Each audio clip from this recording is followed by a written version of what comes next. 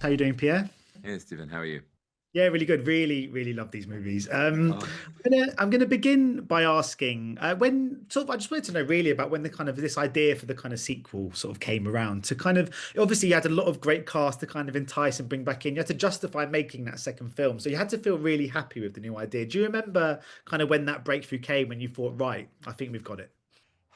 oh man. Uh, I mean, it's such a layered answer on this one, just because there's many more factors than that goes into making a sequel than just, oh, I love what I did and I want to do another one. Obviously. So, but I think first off, I think this franchise in the first movie kind of proved it. This is such a perfect fertile ground just to make many movies. It's like we have a bunch of like an ensemble cast of characters that are so fun to see evolve. The world is pretty much so defined, but also you can go kind of anywhere you want, with silly ideas that the audience can just be behind, like going to space or having a meteorite crash in LA and just allowing you to control guinea pigs. So I think the world is super open. It's fantastic sandbox. And then we have a franchise, like a series of books on which you can tap for tons of ideas. So I think the idea of sequels and consecutive movies are like is such a clear one for this franchise, and it was obvious for us from the beginning, even when we were making the first one. Then before we released the first one for fun, we were kind of brainstorming ideas of what the second one could be. And I think we got super excited about the possibilities of that. That could be including bringing the bad girls and just like setting them up as villains for our story, and we were like, oh my god, like imagine our guys trying to reinsert society and it goes like it doesn't work. They're struggling and trying to have jobs, and it sucks. And it was so funny in our heads to see them. And then but Snake is the only one who's just so happy and he's got a girlfriend. I mean, all of that was so funny. And we're like, okay, so brainstorming those ideas, putting them on paper. First movie comes out, you know, pretty great critical acclaim, and then box office is, well, we're still at the end of COVID, so box office for an original at this point is pretty good. But then on streaming, it really just like took off, and I think the studio was like, we want to do another one. I think that's all the combination of all that, knowing that it's French, like a French-sizable world, great characters, ideas for a second one, and then the box office and a result, like a result that just enticed the studio to do another one is what led to us here now.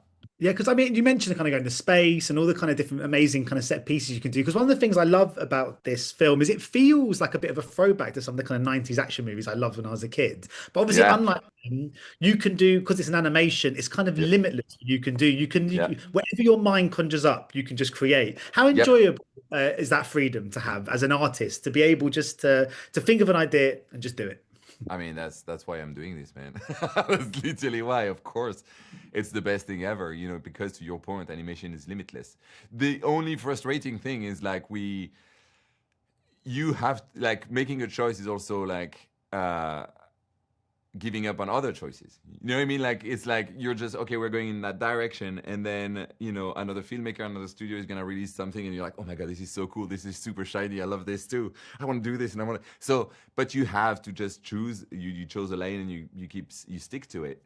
But animation, to your point, is like the perfect medium for that because you can literally do whatever you want. You just have to look one short film program in Annecy or anywhere really, and then you have sand animation, paper cut, origami animation, CG animation, 2D animation, clay animation. You have all of it. You have anything you want, any storytelling type. Um, and the challenge is like for a movie like ours is like really make sure that you immerse the audience within this world, and then that you make sure that they're with your characters and they believe in them from beginning to end. And I think that works for this film. It works really, really well. But again, to your point, the thrill of being able to create a world like this is it's just what we live for. And just Phenomenal. very finally before I go, because I wanted to ask quickly about the cast, because it's led by the brilliant Sam Rockwell. Yeah. I'm interested to know when you're kind of compared to when you wrote the kind of first movie. Now the kind of characters have been established. The actors have really become those characters, and their voices have really taken on the form of the characters we know. Do you Yep. find when you're writing further material now, you write it with the actors in mind to match their kind of sensibilities? Absolutely. I mean, I'm not the one writing the screenplay, but when we obviously all constantly working with our writers, definitely every single character now has a unique voice, and then when we just come to dialogue, it's always like with the actor in mind, with the character's voice in mind, the right joke, the right delivery, the right attitude, of course, 100%. And when it's a new cast, they're also trying just to keep in mind that new cast, that new character, and just be like, how would that actor say it? How would this character just say it? And then when it doesn't quite land, they rework it so it does land with the actor. Brilliant. Well, I thought it was absolutely fantastic. Can't wait for the third one already. Oh man, thank you so much. Really, thank you. So much. Thank you. Have a nice day. Cheers, man. Ladies and gentlemen, you're watching Hey You Guys! Hey, you guys! Hey, you guys. Hey, that's what they all say. Hey, you guys. Hey, you guys!